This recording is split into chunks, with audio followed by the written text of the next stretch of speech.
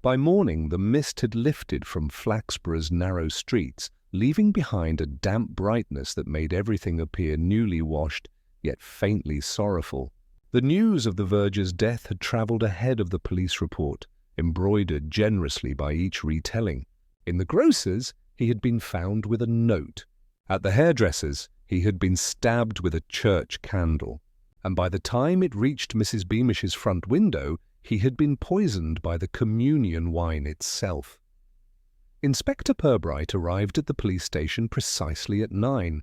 Sergeant Love, already in possession of 3 statements and half a headache, was waiting with his notebook.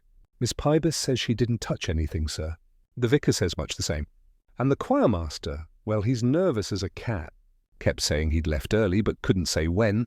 Purbright nodded, hanging his hat with the patient air of a man about to hear the same story told 5 times differently. "We must be kind to the truth, love. It rarely arrives fully dressed." He took the folder from the sergeant and leafed through the notes. "The verger, Mr. Clegg. How long in the parish?" 20 years, sir. Bit of a stickler, according to the others. Took the collection plate like it was a personal crusade." "Ah," murmured Purbright. "And wars of faith often begin over pennies, not principles." He closed the file and looked out the window. Across the street, the bakery sign creaked softly in the wind. "We shall begin with Miss Pybus, I think. And do remind her she is not suspected of anything more serious than accuracy." Miss Pybus arrived 10 minutes later, her expression already confessing to crimes she had never committed. She sat, clutching her gloves like a lifeline. "Inspector, I keep seeing him, Mr. Clegg, just lying there." "And that dreadful crucifix gleaming at me like accusation." Purbright's tone was gentle. "You were the last to see him alive, Miss Pybus. Did he seem troubled?" She hesitated. "Perhaps, though I thought it only his usual disapproval." "He never did approve of the Kyrie." Purbright inclined his head. "Did he quarrel with anyone recently?" "Well," she said, lowering her voice, "he and Mr. Digby had words last week about the hymn order. Clegg said modern numbers distracted from reverence. Mr. Digby replied that reverence was unlikely to return the collection to its former glory." "A theological difference of opinion, then," said Purbright. "And you recall him saying something peculiar about hearing the truth soon enough?" "Yes," she whispered. "I thought he meant the anthem." Purbright smiled faintly. "So did he, perhaps." When she left, he sat for a moment, fingertips together, eyes half closed. Love cleared his throat. "So the doctor says death was likely between 9 and 10. Cause blunt force to the back of the skull. Heavy object, maybe the candlestick." Purbright opened his eyes. "Then whoever killed him had strength or anger, or both." He rose, taking his coat. "Come, love, let's pay a call on the vicar before the parish committee decides on a miracle." St. Luke's looked calmer in daylight, its spire cutting neatly into a washed blue sky.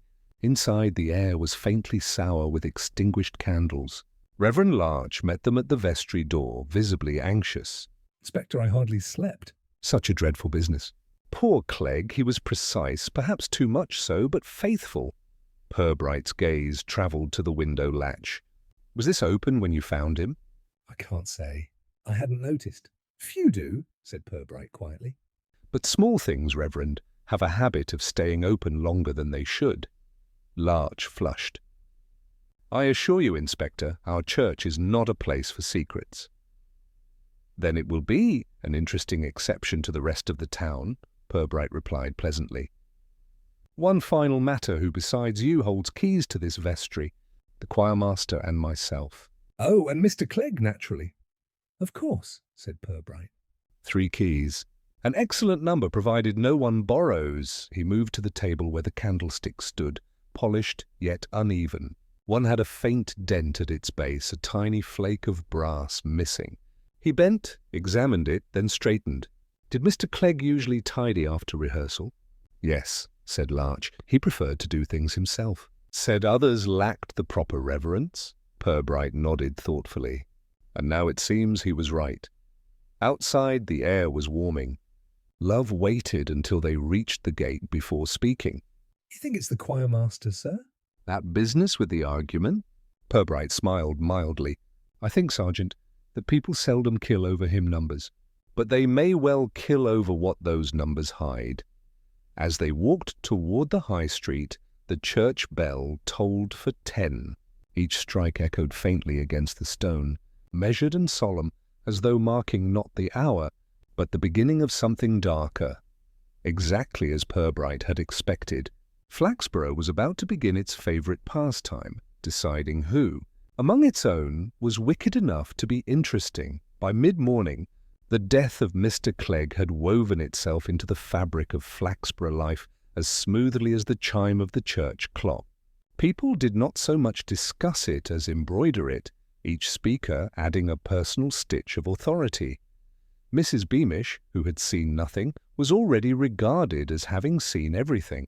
She sat in the grocer's doorway with her shopping basket, and the air of a witness under divine instruction. "I said to him only last week," she informed her audience, "that he looked overworked and underwashed." He laughed, rather bitterly, I thought. Oh yes, I knew something was bound to happen. At the post office, Mr. Pask, the postmaster and part-time philosopher, announced that crime in sacred places was inevitable when modern ideas of decorum are abandoned. His assistant, young Elsie, countered timidly that it might just have been an accident, earning from him the kind of silence one reserves for theological heresy. Across town, in the snug of the Swan, 3 retired tradesmen drank mild ale and concluded that the vicar had been too soft with his staff for years. Inspector Purbright, whose appreciation for Flaxborough's gossip ecosystem was second only to his patience, allowed the rumours to ripen. He knew that information, like fruit, revealed most of its truth when left to ferment in public. By afternoon, he had received no fewer than 5 unsolicited statements, 3 anonymous letters, and 1 phone call from a woman claiming to have dreamed of the murder before it happened, Sergeant. Love entered his office bearing a tray of tea and the weary expression of one who had heard too much imagination for a single day. "So Mrs. Beamish says she saw the verger arguing with a woman outside the church last night." "She thinks it was Mrs. Digby." Purbright stirred his tea. "Thinks, love? Or requires it to have been?" "She seemed quite sure, sir. Said the coat was definitely red." "Flaxborough has many red coats," Purbright murmured, "but very few that belong to the truth." He paused. "Still, we shall ask Mrs. Digby. She may find herself flattered to be part of so lively a narrative." The Digby residence stood in a row of neat, semi-detached houses where nothing louder than a vacuum cleaner was ever tolerated. Mrs. Digby opened the door at once, pale and alert, as though she had expected the visit. "Inspector Purbright, of course. My husband told me you might call." "Do come in, though I can't imagine how I can help." Purbright accepted the invitation with a courteous nod. "A brief inquiry only, madam. It has been suggested that you may have spoken with Mr. Clegg last evening, outside the church." She blinked quickly. "Me? Certainly not. I was at home all evening. My husband returned from rehearsal after 10. "Indeed." Purbright's tone was mild. "And how was your husband's mood?" "Oh, perfectly ordinary. Tired, perhaps. He said the tenors were hopeless as usual." "Ah," Purbright said softly. "I imagine few crimes have so reliable an alibi as the incompetence of tenors." She smiled uncertainly. "If you mean to imply—" "I mean nothing, Mrs. Digby, merely gathering impressions." He rose and glanced about the parlour. It was immaculate to the point of nervousness, smelling faintly of lavender and polish. On the mantelpiece stood a framed photograph of the choir, taken in better light than they usually sang in. Mr. Clegg occupied the end of the back row, eyes narrow, expression censorious even in death's prelude. As Purbright left, he caught a glimpse of movement at an upstairs window, a curtain shifting too quickly. When he turned, the fabric was still. He said nothing to Love, who followed him out. On the way back to the station, Love said, "She didn't strike me as the sort to argue with anyone, sir." "Few do until they find a reason," said Purbright. "You noticed the dust on the photograph frame?" "Not especially." "Exactly," Purbright replied. "In a house that tidy, neglect speaks louder than shouting. By evening, the gossip had acquired an appetite. The market square hummed with quiet speculation. Someone claimed the vicar had fainted at the sight of the body. Another swore he had been seen carrying something heavy to the churchyard at dusk. And through it all, Purbright listened, making notes in his tidy script, occasionally pausing to smile at the absurd elegance of human invention. At 7:30, as the last of the daylight softened the windows of the police station, a constable arrived breathless with a small brown envelope. "Found it under the church door, sir," he said. "No name, but it's addressed to you." Purbright opened it carefully. Inside was a single folded page, torn from a hymn book. In neat, slightly shaky handwriting were the words, "He confessed before he died, but not to God." Purbright read the line twice, then folded the paper and placed it in his breast pocket. "Thank you, Constable." "Best see if the vicar recognizes the handwriting tomorrow." When Love looked at him questioningly, Purbright merely said, "A curious town, Sergeant. Always eager to speak for the dead, never quite so ready to listen to the living." Outside, the church bell struck 8, and the sound drifted down the misted lanes, mingling with whispers that had already become legend. Flaxborough, as ever, was singing its own tune, just slightly off-key. The next morning brought drizzle and a faint smell of damp stone over the town. St. Luke's bell, struck for the early service, sounded less like a call to prayer and more like an apology. Inspector Purbright, whose patience with weather was infinite and with self-pity minimal, decided the day suited his purpose. A cold morning, he thought, had a way of loosening the tongues of those who preferred warmth. Miss Pybus lived in a narrow house beside the haberdasher's, where the curtains were perpetually drawn 2 inches short of privacy. She received Purbright with flustered gratitude, ushering him into a sitting-room that smelled faintly of furniture polish and the kind of biscuits that promised more than they delivered. "Inspector, it's so good of you to come," she said, pouring tea that trembled in its cup. "I've hardly slept. The sound of that bell, it seems to echo him." Purbright accepted the cup, his manner courteous but neutral. Grief, Miss Pybus, has a way of repeating itself, especially in towns fond of memory. I gather Mr. Clegg was something of a fixture at St. Luke's? "Oh, more than that. He was St. Luke's," she said with a small, awkward laugh.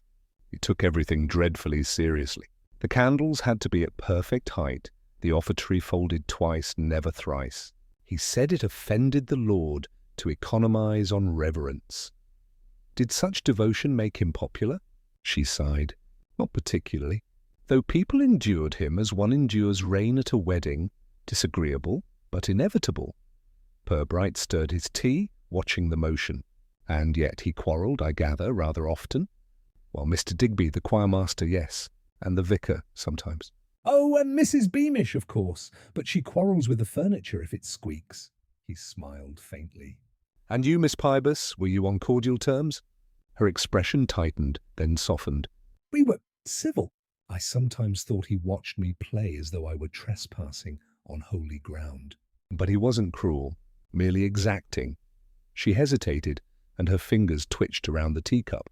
"There was something odd, though, last Sunday. He stayed after service, said he'd found something misplaced in the vestry. I asked what it was, and he just smiled. Well, not smiled exactly. It was more like a secret enjoying itself." Purbright looked up, his tone still mild. "Did he tell you what he meant?" "No, only said, 'The choir will soon sing the truth whether it wants to or not.' I thought it a peculiar way to speak of the Easter anthem." "Perhaps he was rehearsing confession," Purbright said softly. The remark unsettled her. She gave a nervous laugh that didn't quite reach her eyes. "You don't think he—" "Oh, no, surely not." "He wasn't that kind of man. There are very few kinds of man," Purbright replied. "Only different ways of being found out." She poured him another cup of tea, her hands shaking slightly. "I don't know what to believe any more, Inspector. People keep saying he was struck down for his sins. Others say it was revenge." But who in Flaxborough would stoop to murder over church business? Purbright took his time answering. Most murders, Miss Pybus, happen not because of what matters, but because of what doesn't, and someone, somewhere, decides it should. She swallowed. You think someone close to him did it? I think, he said gently. Someone thought they were closer than he agreed. A small silence followed, filled only by the faint ticking of the clock and the whisper of rain against the window. Purbright set down his cup. Tell me, Miss Pybus, about the choir keys. You mentioned that Mr. Digby and Mr. Clegg both had access to the vestry. Yes, Mr. Digby kept his on a ring with the organ cabinet key, but he lent it to Mr. Clegg last week when the hinges needed oiling. And when did he get it back?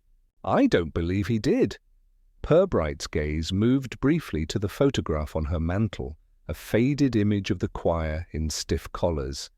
He noticed, just behind the group, a dark patch where the vestry door had once stood slightly ajar. You've kept this some years. Oh yes, since before the refurbishment. Why? Only a small curiosity, said Purbright, rising. Doors, Miss Pybus, are often more revealing than faces. She followed him to the hall, relief and anxiety mingling in her expression. Inspector, do you think the town will ever settle again after this? Oh, certainly, he said, taking his hat. Flaxborough always settles. It simply rearranges itself to keep the gossip level. Outside, the drizzle had grown into a thin, persistent rain. Purbright paused at the corner, glancing back at the narrow house and its curtained windows. He had the faint sense of being watched, not with malice, but with careful curiosity. Across the street, behind the steamed glass of the bakery, Mrs. Beamish stood buying bread, her head tilted toward the window, as though she too were part of the investigation. Purbright smiled to himself and turned away. Behind him the church bell began again, tolling with its usual dignity, while somewhere in town a new story was already being told, one that, as always in Flaxborough, would grow more accurate only when it became entirely untrue. By the next morning, the drizzle had turned to a clear, chill brightness that seemed to expose everything except the truth. Flaxborough looked washed and decent again, though its decency was now defensive, as if the town had polished its windows to avoid scrutiny. At St. Luke's, a constable stood by the gate, politely reminding parishioners that curiosity was not yet a civic duty. Inside, the air was faintly perfumed with beeswax and rumour. Inspector Purbright and Sergeant Love examined the vestry once more. The body was gone, but its presence lingered in the small disruptions. The moved chair, the smudge on the candle base, the faint depression on the floor where something heavy had rested. Purbright moved quietly, his gaze wandering between the ordinary and the nearly invisible. "We are not looking for what was added, Love," he murmured. "We are looking for what was taken away." Love frowned thoughtfully. "You mean the weapon, sir?" "Among other things." Objects disappear when they make the wrong people remember them. The constable who had been on duty the night before entered holding a small envelope. "So this was found behind the altar rail this morning." Key ring looks like it's been dropped. Purbright took it. The ring held 2 small keys and a tag inscribed in tidy capitals, Choir Vestry. One of the keys was slightly bent. Where was it exactly? "Just under the cloth, sir." "Hidden in the folds," Purbright nodded slowly. "Hidden, then, not dropped." He slipped the keys into an evidence envelope. "You recall, Love, that Miss Pybus said Mr. Digby lent his keys to the verger last week?" "Yes, sir." "Then we may conclude the verger never returned them. But this key, this one, bears his fingerprint pattern in polish residue. Someone handled it after his death, and carefully enough to leave it looking untidy in a tidy place." "Which means," Purbright added, glancing around, "someone wanted it found." They left the church just as Reverend Larch approached, visibly strained but eager to assist. "Inspector, I hope there's progress." "The parish committee is in uproar, half of them demanding prayer meetings, the other half demanding arrests." "Progress," said Purbright gently, "is often confused with noise, Reverend.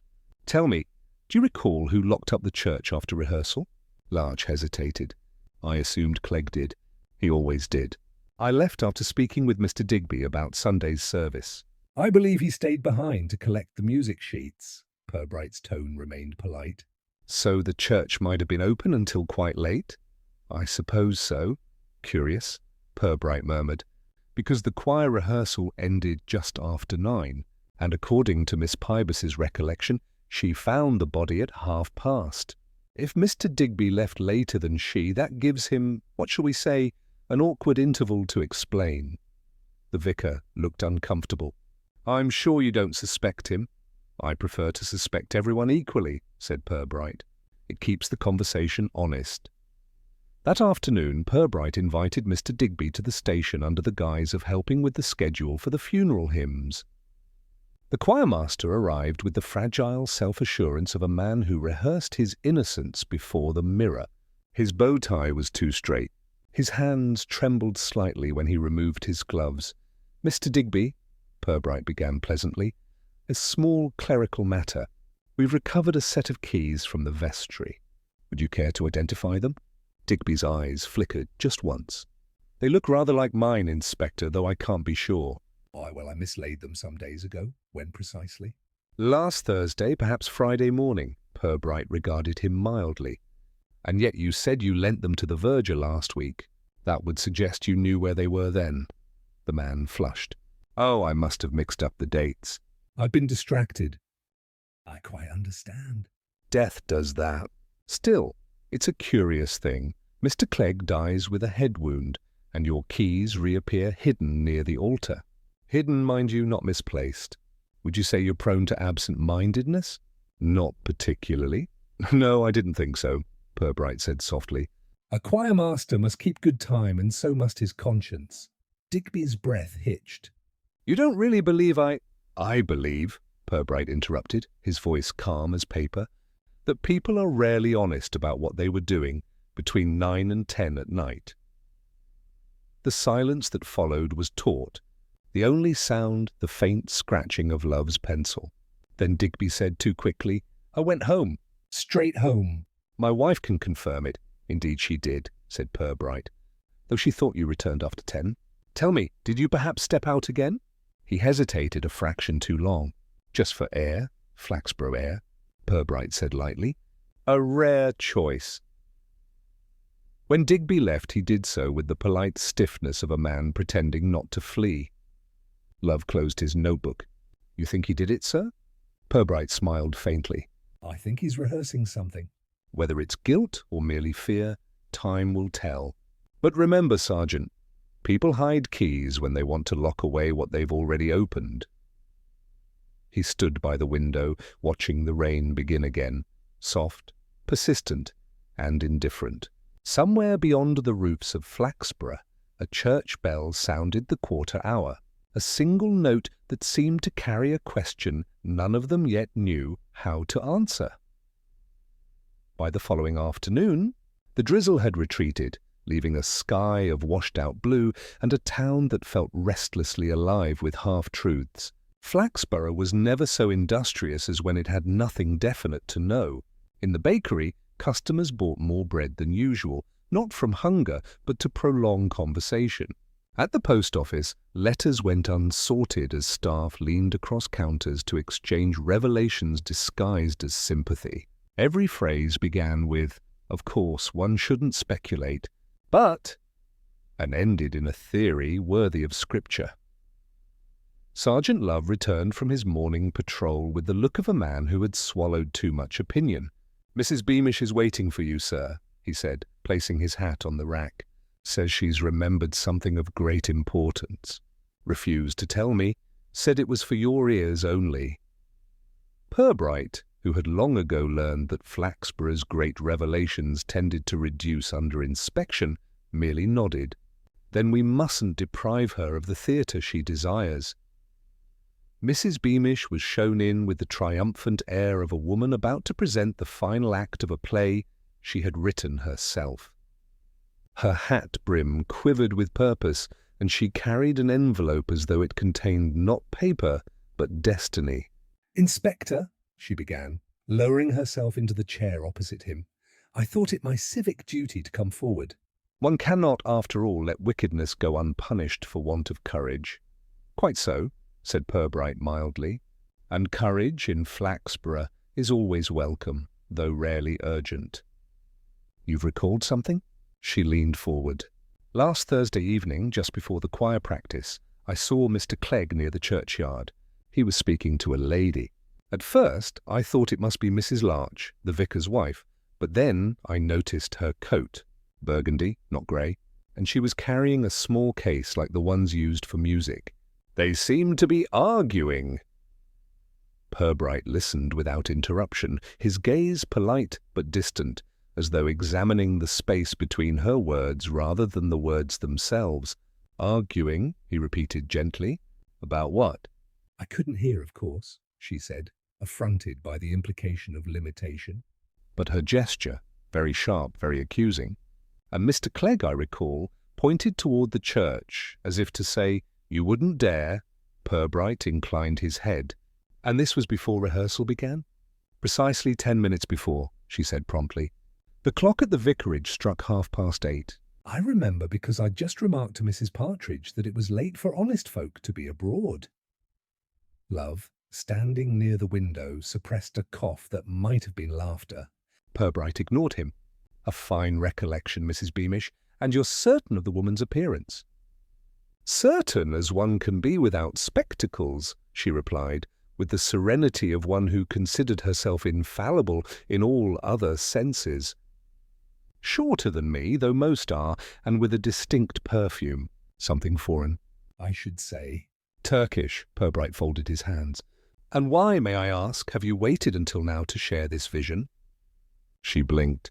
Well, one hesitates to involve oneself in tragedy, Inspector. But when I heard you'd spoken to poor Miss Pybus and that dreadful Mr. Digby, I thought, well, justice must be helped along, mustn't it? Indeed, said Purbright. It often limps. He thanked her graciously, escorted her to the door, and waited until her confident footsteps had receded down the corridor. Then he turned to Love. You see, Sergeant, Mrs. Beamish has again performed her civic ritual. Love frowned. You think she made it up? Not made up exactly, Purbright replied. Assembled. Like a patchwork quilt, pieces borrowed from gossip, coloured by imagination, and sewn together with the thread of vanity. He took a sheet of paper from his drawer. Still, even a liar may accidentally tell the truth, provided it flatters her. He wrote a few lines, folded the paper, and placed it in an envelope marked Vicarage, Personal. Love tilted his head. What's that, sir? A small request for Reverend Larch. I should like to know whether his wife owns a burgundy coat. That evening the vicar called at the station, embarrassed but obliging. My wife, Inspector, has a burgundy coat, yes, but she was visiting her sister in Wetherby on Thursday, returned only yesterday. You can confirm it easily enough by the bus company. Purbright nodded slowly. Thank you, Reverend. That will be unnecessary. I seldom doubt a woman's ability to travel when she says she has. After the vicar left, Love asked, So Mrs. Beamish was mistaken? Possibly, Purbright said. Or perhaps she saw someone who wished to be mistaken for another. It would not be the first time Flaxborough played at disguise for the sake of convenience. He leaned back, tapping the envelope of keys still on his desk. Our mystery grows polite, Sergeant. Too polite. Everyone is behaving themselves far too carefully, and when people are careful, it's because they've already blundered. Outside, twilight softened the town. Windows lit one by one like watchful eyes. Somewhere a cat yowled on the church wall, and the faint peal of the evening bell drifted over the rooftops, steady, calm, indifferent. Purbright watched it fade into silence and thought, not for the first time, how truth in Flaxborough rarely shouted. It preferred to whisper, and often to the wrong ear. Morning light slanted through the narrow windows of St. Luke's, catching dust in the air like suspended time. Inspector Purbright stood before the vestry door, his expression one of faint, thoughtful amusement. You see, Love, he said, The problem is not how the killer got in, but how he wanted us to believe no one could. Sergeant Love, holding his notebook like a shield, looked uncertain. It was locked when Miss Pybus found the body, sir. She says she had to fetch the vicar to open it. Indeed, but she also said she found her coat inside, which suggests she had been there earlier when it was not locked. The lock's sudden virtue is therefore suspicious. Purbright bent to examine the keyhole. Our friend Mr. Clegg was lying by the inner wall, facing away from the door. No signs of forced entry, no second key found on him. Yet the vestry was sealed tight when she raised the alarm. Love frowned. Could the killer have locked it from outside? Possibly. Or more intriguingly, he may never have left at all. Before Love could puzzle through that, Reverend Larch appeared, wringing his hands in the manner of a man apologizing for his own building. Inspector, I'm afraid the parish committee insists on using the church this evening. Evensong, you understand. It would look most unchristian to cancel again. Purbright smiled politely. By all means, Reverend. Nothing sanctifies gossip like prayer. Tell me, have you changed the locks lately? The vestry? No, certainly not. They've been the same since before I arrived. Then our murderer enjoys a traditional sense of security. Purbright straightened. May I borrow your ring of keys? The vicar produced them from his pocket, 4 small brass keys and 1 iron, old enough to predate repentance. Purbright tried each in the vestry door. Only one fit, and it turned smoothly. He withdrew it, studied the notches, and compared it to the one found beneath the altar. Ah, near twins, but not identical. This one, our mystery key, was filed. See the edge here? Someone adjusted it. Larch's mouth fell open. Good heavens. To make a copy. An imitation, Purbright corrected. A deceitful one, though capable of persuasion, much like certain parishioners. When they returned to the station, Love laid out a fresh list of witness notes. Miss Pybus insists she left the vestry unlocked when she fetched her coat. The vicar says Clegg locked up after her, and Digby says he never went near the vestry at all after rehearsal. Purbright seated himself at his desk. 3 respectable people, 3 small falsehoods. The harmony would be touching if it weren't so rehearsed. He leaned back, eyes half closed. Think, Love. Why would anyone bother to lock the vestry after the murder? To delay discovery? Unnecessary. The church is deserted at that hour. To make it seem private, perhaps? Or to hide something that would not bear the gaze of daylight? Love's brow furrowed. Something like what, sir? Something that belonged inside before Clegg was struck, and should not have been there after. A paper, perhaps. A confession. Or... He paused, glancing toward the evidence shelf. A collection bag, missing a note too large to forget. Before Love could answer, a knock interrupted them. Constable Harcourt entered, cap in hand. Sir, the sexton says he found wax marks on the vestry floor this morning. From a candle, likely dropped and picked up again. Funny thing is, it's near the outer wall, nowhere close to where they usually light them. Purbright's interest sharpened. Wax? How far from the window? About 2 feet, sir. Dripped in a line toward it, the inspector rose, already reaching for his coat. Then our vestry's locked door was less a riddle than a stage curtain. Someone came in through the window, struck Clegg, replaced what he'd taken with something else, and then locked up from within. Love blinked. From within, sir? Yes. Our clever friend locked himself in, waited for the choir to disperse, and slipped out through the window after Miss Pybus discovered the scene, which means he needed silence and time enough to fold a story before the town awoke. At the church once more, Purbright examined the sill. It bore faint scratches fresh against the old paint. He brushed them lightly. Shoes with small heels. Not a man's, not unless Flaxborough tailors its murderers unusually delicately. Love exhaled. So a woman, then? Purbright smiled faintly. Or someone hoping we'd think so. That's the trouble with clues. They're so eager to please. As they stepped back into the nave, the echo of their footsteps mingled with the faint hum of distant traffic. Flaxborough, in its quiet decency, was returning to normal, while somewhere among its hymn books and handbags, someone waited to see whether Purbright would sing the right note next. The following day began with the uneasy calm that often settles over Flaxborough when a scandal ripens but has not yet fallen. In the town square, shopkeepers spoke in lower tones, as though the very air might be listening for confession.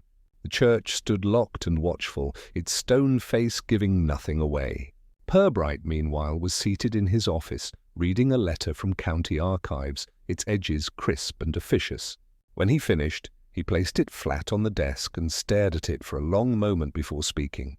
"Well, love, it seems our Mr. Clegg was not quite the unremarkable verger we imagined." Love looked up from his notes. "Sir? 10 years ago, when the Reverend Larch first came to St. Luke's, there was an investigation into missing parish funds. Nothing large, merely enough to stir conscience without summoning scandal. The matter was quietly dropped when the previous verger resigned, under circumstances of failing health, so it was said. Mr. Clegg took over the post shortly after." Love frowned. "You think he was involved?" "Possibly not at first," Purbright replied. "But what begins as trust can so easily become temptation. There's a line here, 'financial irregularities later found to be clerical error,'" corrected by Verger Clegg. "A tidy phrase, and tidiness always makes me suspicious." Before Love could answer, the door opened and Miss Pybus appeared, damp from the rain and visibly troubled. "Inspector, forgive me, but I had to come." "There's something you ought to know. It's about the anthem we were to sing Sunday, the one Clegg insisted on choosing." Purbright gestured for her to sit. "Yes, Miss Pybus, go on." She clasped her gloves tightly. "It was a piece called The Wages of Sin, rather dramatic, if you ask me. Mr. Digby protested it wasn't suitable for Easter, but Clegg wouldn't be moved. He said it was time the town heard something honest." "I thought he meant the music." "Perhaps he did," Purbright murmured. "Or perhaps the title was closer to sermon than song." Miss Pybus swallowed. "There's more. On Tuesday evening before the rehearsal, he came to me asking if I remembered the name Merry Dew. I didn't, but he said I'd sung for her once, years ago, before I took the post here. He said, 'She'll be listening again soon.' I didn't understand what he meant. When she left, Love spoke quietly. 'Merry Dew, sir.' That name sound familiar? Purbright leaned back, hands clasped behind his head. "It does. Let's consult the parish files." Half an hour later, he produced an old newspaper clipping from the bottom drawer, yellowed and folded. The headline read, "Parish Treasurer's Wife Disappears. Funds Missing from Church Account." Beneath it, a grainy photograph showed a woman in a broad hat, eyes sharp and dissatisfied. "Mrs. Edith Merridew," Purbright said softly, "the previous verger's wife. She vanished after the money did. Rumour had it she went abroad, yet no trace ever confirmed." Love's eyes widened. "You think she came back?" "I think," Purbright said, tapping the paper, "that she never entirely left." A knock interrupted them, Constable Harcourt again, looking pale. "So the station's just had a call from the vicarage. Reverend Larch says someone's been in his study during the night." "Drawer forced open, papers scattered," Purbright stood at once. "We'd best see what truths were worth the trouble." At the vicarage, Larch met them at the door, visibly shaken. "Inspector, it's dreadful. Someone's broken in, but nothing appears stolen. Only my old correspondence, letters from when I first came to Flaxborough." Purbright moved to the desk. The lock was splintered, but the drawer's contents were mostly intact, save for one envelope torn open. Inside lay a single page, a receipt dated nearly a decade ago, bearing the signature of Edith Merridew. It confirmed repayment of a debt to the parish, funds once thought missing. Purbright regarded it thoughtfully. "A receipt for redemption," he said. "Someone was very keen this didn't resurface." Larch looked bewildered. "But why?" "It clears her name, doesn't it?" "Yes," Purbright said softly. "And condemns whoever profited from her disgrace." As they left, Love ventured, "So Clegg found this, knew the truth about the old theft, and someone killed him to keep it quiet?" "Perhaps." "But I wonder," Purbright mused, watching the rain streak down the vicarage window, whether Clegg's discovery was less moral than practical. A dead scandal can still be worth something in careful hands. They walked back through the churchyard, wet leaves clinging to their boots. The graves stood in polite rows, each name an unfinished story. Purbright paused at one, its inscription nearly lost to moss. Edith Meridew, 1898? The date ended in a dash, unfinished, waiting. Curious, he murmured. Even in death, Flaxborough leaves room for amendments. Love shifted uneasily. If she's gone, who's keeping her memory alive? Purbright smiled faintly. Someone who profits from ghosts, Sergeant. And in Flaxborough? That is never a short list. The church bell rang out across the damp air, slow and hollow, its sound fading into the mist, as if echoing an old lie that had not quite finished being told.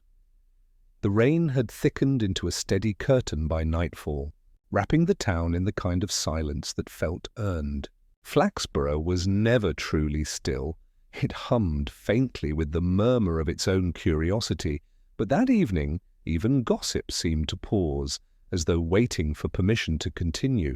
Inside the police station, a single lamp burned, casting long amber shadows across Purbright's desk. He sat with the Meridew clipping before him, reading it once more, his expression contemplative rather than triumphant. "You know, love," he said at last, "the past has the disconcerting habit of writing its own sequel when left unfinished." Love, who was sorting reports, grunted in mild agreement. "You think whoever broke into the vicarage might try again, sir?" Purbright smiled faintly. Only if they failed to find what they came for. And Flaxborough's sinners, I've noticed, are rather better organized than its saints. He had just reached for his teacup when the telephone rang, sharp and urgent, in the quiet room. Love answered, listening briefly before looking up, face pale. "It's the vicarage again, sir. Reverend Larch says someone's been found behind the church hall, dead." They arrived within minutes, the wet cobblestones glistening under the lamplight. A constable waved them toward the narrow lane behind the vestry, where a small crowd had already begun to gather despite the weather. The figure on the ground was sprawled awkwardly against the wall, one arm bent beneath the body as if reaching backward in disbelief. It was Mr. Digby, the choir master. His umbrella lay nearby, snapped clean through. Purbright knelt, his coat darkening with rain. "No struggle," he murmured. "No defensive wounds. Look at the face. Surprise, not fear." He lifted the man's lapel slightly, revealing a folded slip of paper pinned beneath. "And just like our verger, another message." Love crouched beside him, squinting under his cap. "Same handwriting?" "Similar enough to be rehearsed," Purbright said. He unfolded the paper. It bore a single sentence, written with deliberate steadiness. "Forgive us our trespasses." The words gleamed faintly, ink softened by drizzle. Purbright read them twice, then handed the note carefully to Love. "A religious killer, or someone wishing to appear one. Either way, a poor student of theology." Reverend Larch, pale and visibly shaken, approached with a lantern.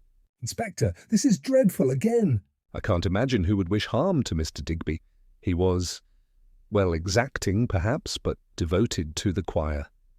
Purbright's tone was gentle, but precise. "Devotion, Reverend, is a versatile weapon." "It can sanctify almost anything." He straightened and surveyed the ground. The rain had blurred most traces, but a faint indentation lingered in the mud near the wall, narrow, pointed, and distinctly heeled. The same shoes, Love, small, deliberate, cautious. Whoever killed Clegg walked here too. They moved Digby's body to the station later that night, the storm outside growing louder, as though the town itself wished to drown out its conscience. Purbright remained long after the constables had gone, examining both notes side by side beneath the lamplight. He confessed before he died, but not to God. "And now forgive us our trespasses," he spoke softly, as if to the papers themselves. Confession, forgiveness both imply guilt. "But whose?" Love returned from the evidence room, rubbing his hands. "Doctor says the blow was clean. Same weapon as before. Likely that brass candlestick. But there's something else, sir. Ink stains on his fingers. Fresh ones. Purbright looked up. Ink? Then he wrote something before he died. Or copied it. He was found near the choir office. Love continued. Door was unlocked. We found this in the bin. He handed Purbright a crumpled page torn from a hymnal. Across it, in hurried scrawl, were the words, "She knows now." Purbright smoothed the paper carefully. "And she always does in the end," he murmured. He gazed toward the window where the rain traced restless paths down the glass. "Find Miss Pybus, quietly. Tell her not to leave town tonight." Love hesitated. "You think she's in danger?" Purbright's eyes stayed on the darkness beyond the glass. "No, Sergeant. I think she's begun to remember what she tried to forget." He folded the two notes together and placed them back into their envelope, aligning the edges with slow precision. "We have moved from confession to forgiveness. The next step in such moral arithmetic," he said quietly, "is usually revelation." Outside, the thunder rolled over Flaxborough like a distant verdict, and somewhere, unseen, a church bell began to ring again. Slowly, insistently, as if tolling not for the dead, but for the truth still buried among them. The storm broke toward dawn, leaving behind a sky bruised with cloud and streets that shone like polished pews. Flaxborough stirred reluctantly, its people moving with the cautious slowness of those who feared the day might ask for explanations. Inspector Purbright walked alone toward the river, his hat tilted against the damp wind. The water, swollen and sullen from the rain, moved sluggishly between its banks, carrying twigs, petals, and a scrap of hymn book page that spun lazily before vanishing beneath the bridge. He stopped beside the railing, hands in his pockets, watching the water for a long while. 2 murders within as many nights, both framed in piety. 2 messages written with the deliberate calm of someone who believed morality could be composed like music.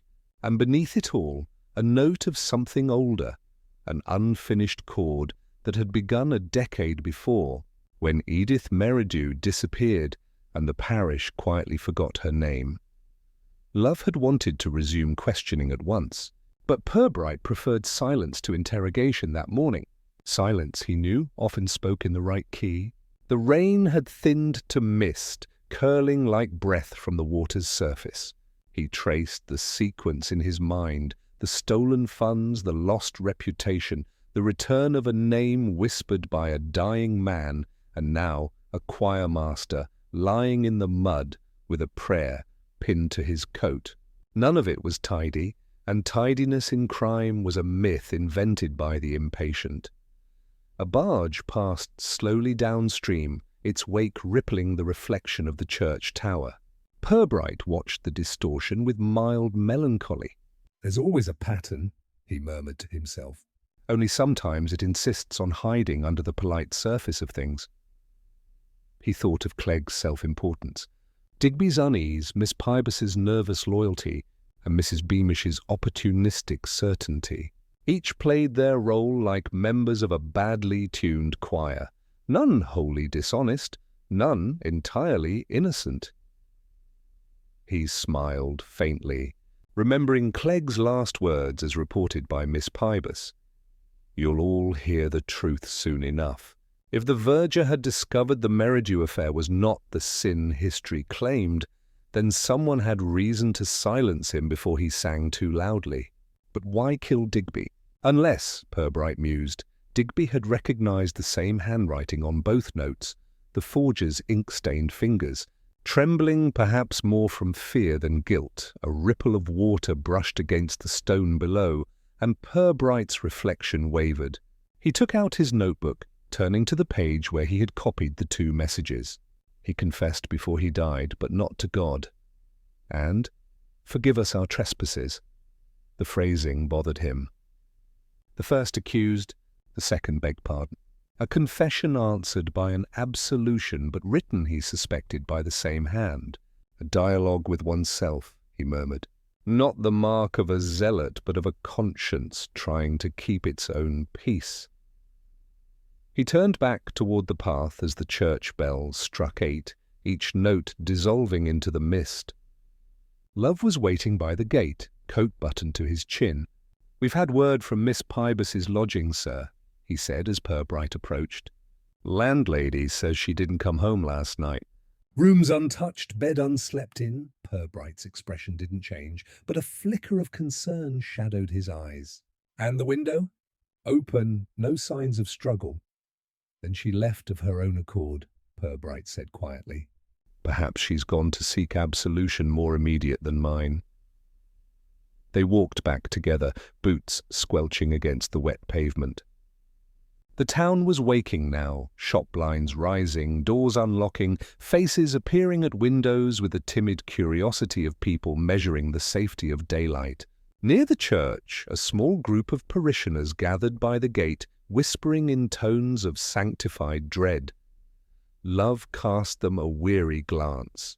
"They're saying, sir, that the church is cursed, that the sins of the past have come back." Purbright gave a small, dry smile. "The past doesn't return, love. It simply waits until we walk in circles."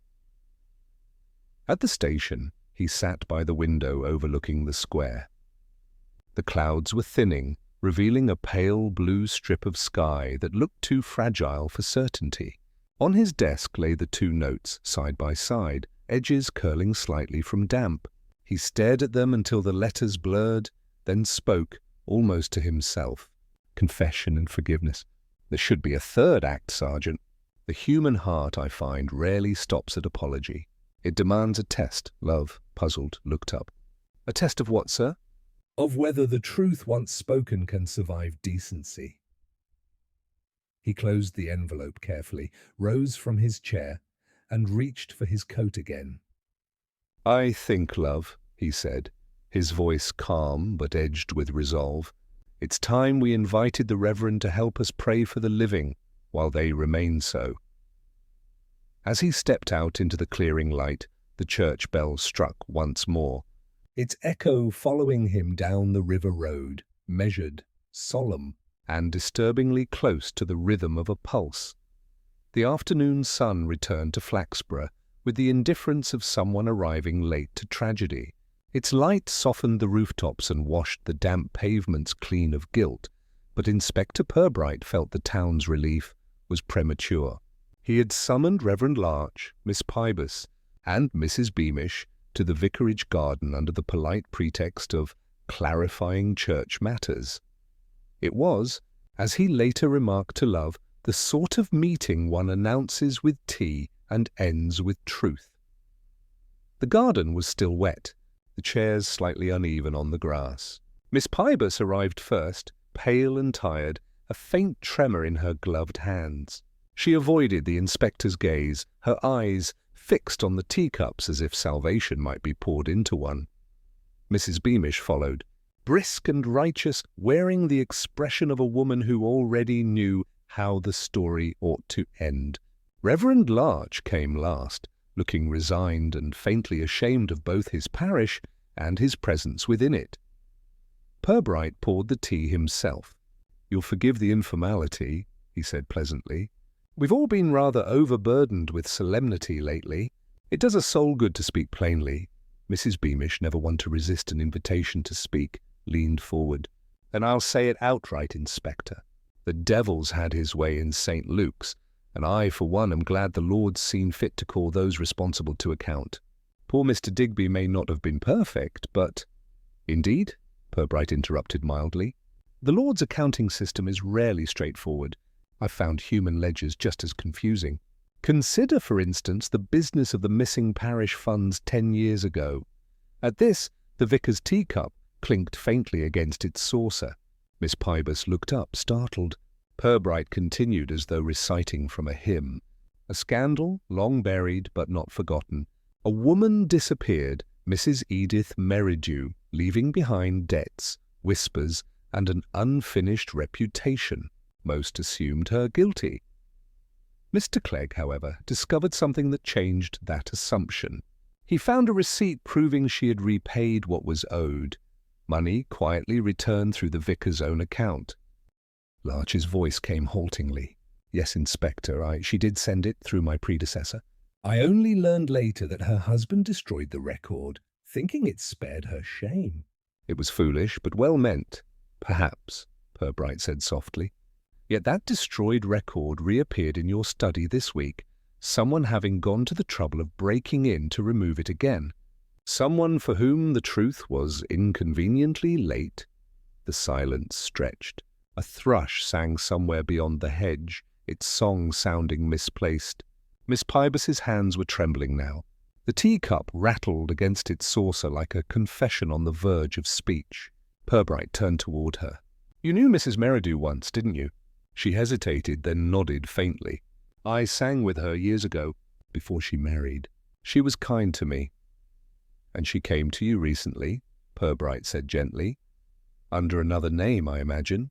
A widow perhaps returned to Flaxborough in need of forgiveness that the church would never grant. You helped her find work, didn't you? Perhaps even at the church itself, quietly, behind the scenes." Miss Pybus's eyes widened in horror. How could you know that? Purbright's tone remained calm, because she never truly left. "The new cleaner in the vestry, the one you said resigned before Easter, that was Edith Merridew." Mr. Clegg recognized her, of course. He meant to expose her past, not out of malice but moral vanity. He confronted her in that vestry, waving the old receipt like absolution on paper. But his forgiveness sounded too much like triumph. She struck him, once, hard enough to silence him. The crucifix in his hand? I believe it fell when she knelt beside him. Too late for prayer, Miss Pybus buried her face in her hands, the sound of her sobbing as small and helpless as the rustle of the garden leaves. Mrs. Beamish gasped, half rising. "You mean to say that woman, after all these years, was living among us?" Purbright looked at her mildly. "Among us, yes, but guilt has an inconvenient way of surviving exile. It needed an ally to tidy what it left behind." That's where Mr. Digby came in. He found her handwriting in the choir ledger and knew. She told him everything, begged him for help. He agreed to destroy the receipt she feared would condemn her. But remorse is a delicate thing, it wavers.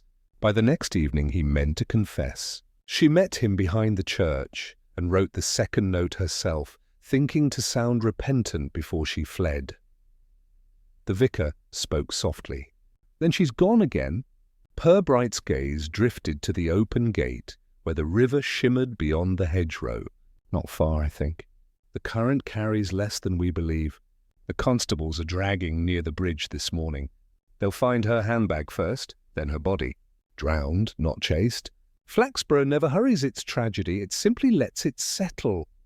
Miss Pybus's weeping slowed, her face drained of colour.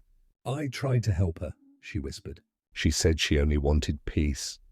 "And she has it," Purbright said gently. "Though peace, as ever, arrives one note late." The thrush sang again, and the wind lifted faintly through the hedges. Purbright rose, setting down his untouched tea. "We shall call it an accident, Reverend. The town will accept that. It prefers accidents to conscience. And St. Luke's can sing again on Sunday, something cheerful this time." As they left the garden, the light softened over the river, and Purbright paused by the gate. Love waited a few paces behind, cap in hand. "All finished, sir?" he asked quietly. Purbright looked back toward the vicarage, where Miss Pybus sat alone among the teacups, staring at nothing. "Almost, love," he said. "Flaxborough's sins are never truly buried. They simply take turns being respectable." He turned toward the square, the sound of the river fading behind him, carrying with it the last small echo of a hymn that no one would ever finish singing. By the end of the week, Flaxborough had begun to heal in its usual fashion, through talk. Grief in the town's hands had always been more conversational than solemn.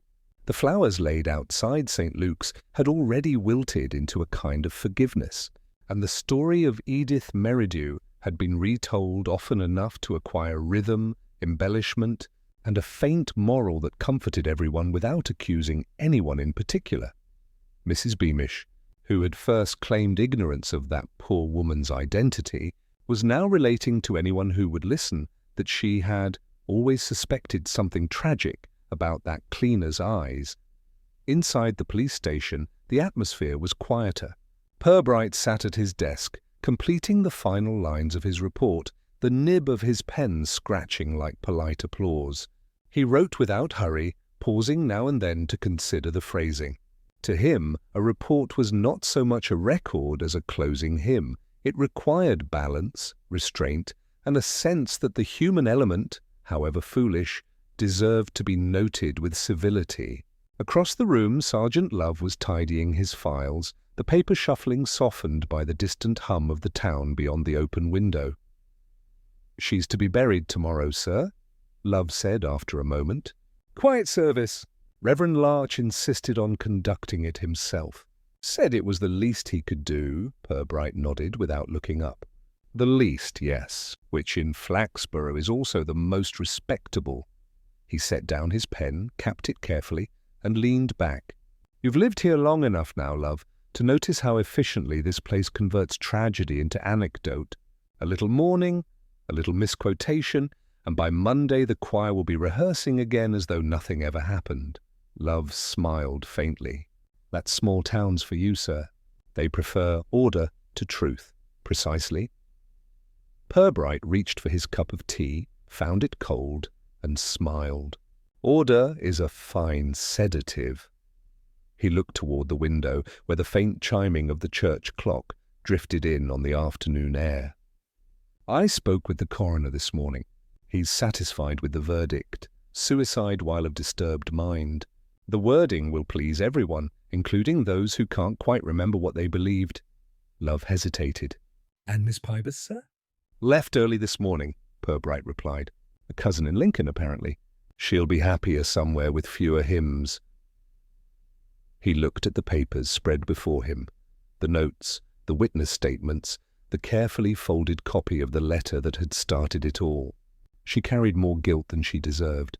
But then, that's the only burden we ever insist on bearing alone. The clock struck the quarter hour. Outside, the sound of children echoed faintly from the marketplace, where a new fair had begun to assemble, bright tarpaulins flapping like cheerful amnesia. Mrs. Beamish, no doubt, was already recounting the inspector's heroic deduction to the grocer, embellishing the tale with references to secret letters and midnight confessions. Purbright could almost hear her. "Of course I told the inspector everything. He said I was frightfully helpful." He smiled to himself. "Helpfulness," he murmured, "is Flaxborough's most practiced art." Love, puzzled by the remark, asked, "You think they'll remember much of it, sir?" "Oh, certainly," Purbright said, "but not the parts that matter. Memory here is like a parish ledger, kept tidy by subtraction." He stood, collected his hat and coat, and crossed to the door. For a moment he looked back at the desk, the papers, the faint dust caught in the beam of sunlight from the window. "Lock the files, love, and have the constable remind the church to return our evidence envelope before the weekend. The next case will want its drawer." Outside, the air smelled of cut grass and rain-damp stone. The town carried on, shop bells chiming, carts rattling, conversation rising and falling in its familiar rhythm. A group of boys passed by the river path, one of them humming a hymn without realizing its history. Purbright paused at the corner, glancing back toward the church spire, its weathered cross gleaming faintly in the evening light. For a moment, the inspector allowed himself a small sigh, not of weariness, but of recognition. Flaxborough would never change. It would whisper, conceal, forgive, and continue exactly as before. And perhaps, he thought, that was its peculiar grace. He turned toward the fading square, his footsteps measured against the sound of the river slipping quietly under the bridge. The day was closing with untroubled politeness, and Flaxborough, having rehearsed its sorrow, was ready once again to sing.